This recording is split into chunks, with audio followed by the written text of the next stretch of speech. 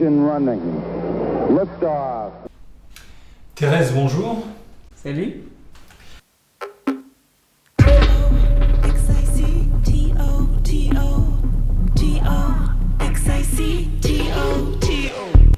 And as we got older and older, the sky became lower and lower. Obviously, it's clearer and clearer. This war will never be over. Sometimes I let you cry on my shoulder, as if your tears could make me drown deeper. Been your life there during 6 or 7 winters. Sorry, but I ain't your mama.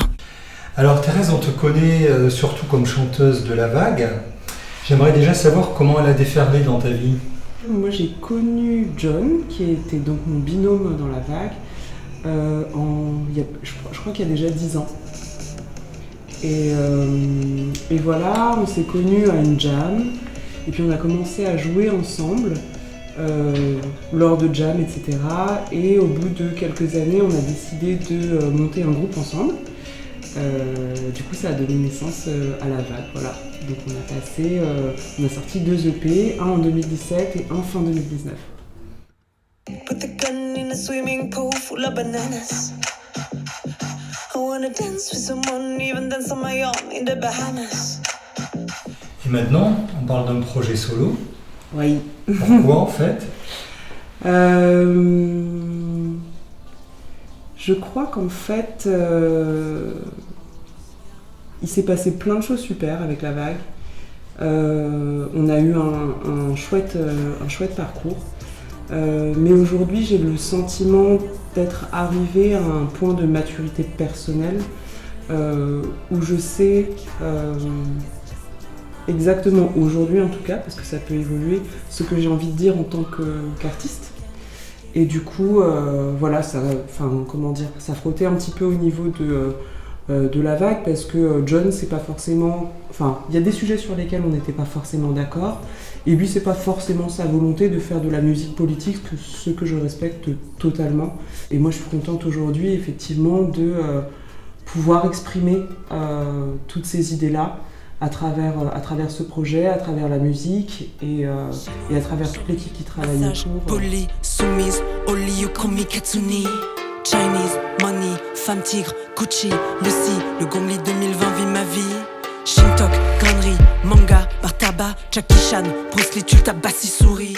C'est une chanson qui me tient hyper à cœur et que j'ai écrite il y a 2 ans déjà, mais que j'avais pas encore eu l'occasion de mettre en musique.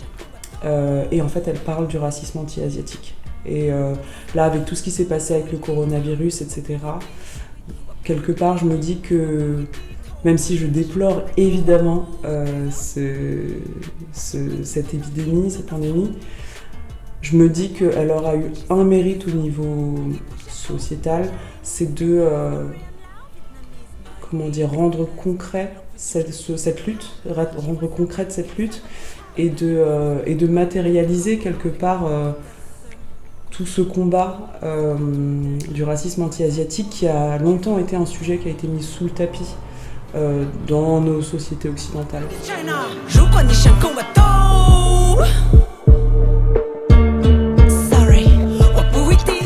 le fond de ce côté militant, tu pourrais le résumer comment? On est dans une période où il devient difficile de penser, parce que d'une part, on ne l'apprend pas, et d'autre part, on nous empêche de le faire en nous harcelant tout le temps de pubs, de ce genre de choses. Et en fait, je trouve d'information et même de presque de désinformation. Il y a plein d'infos. Ouais, c'est ça. Il y a plein d'infos toxiques. Du coup, on passe notre temps à faire peur aux gens, et on sait très bien que la peur, en fait, empêche la pensée. Qu'est-ce que tu nous racontes dans ton nouveau projet? De quoi tu parles? Alors, plein de choses. Je parle... Le premier single qui est sorti, Toxique, parle beaucoup, en fait, au fond, d'émancipation. C'est un sujet qui raconte comment... avec l'habitude parfois, comment on arrive à se complaire parfois dans une relation par habitude ou par confort, une relation qui petit à petit nous enferme et nous empêche presque de devenir qui on est. Et au fond, cette chanson, elle parle de la relation à soi. Quelque part, la relation la plus toxique qu'on puisse avoir, il me semble, c'est celle qu'on a avec soi-même. Et plus on est en paix avec soi, et plus en fait on peut être en paix avec les autres, il me semble, et aussi dans notre rapport à l'autre, quoi, de façon générale aussi. Je vais parler d'amour de soi, toujours dans cette idée de liberté. Moi, je suis très influencée dans ma pensée par un psychanalyste que plein de gens connaissent, qui s'appelle Carl Gustav Jung. Et notamment, je suis très attachée à son principe d'individuation, c'est-à-dire de déconstruction des croyances pour reconstruire ses propres croyances. Roger Thérèse était un animal, ça serait quoi? Ce serait un tigre, chat, poisson, éléphant, girafe, voilà. Quelle tête? Oui, ah, et zèbre aussi, bien sûr, évidemment. Si c'était une émotion?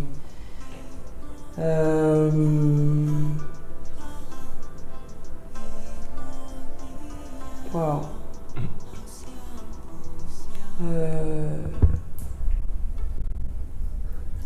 Tu me poses une méga colle.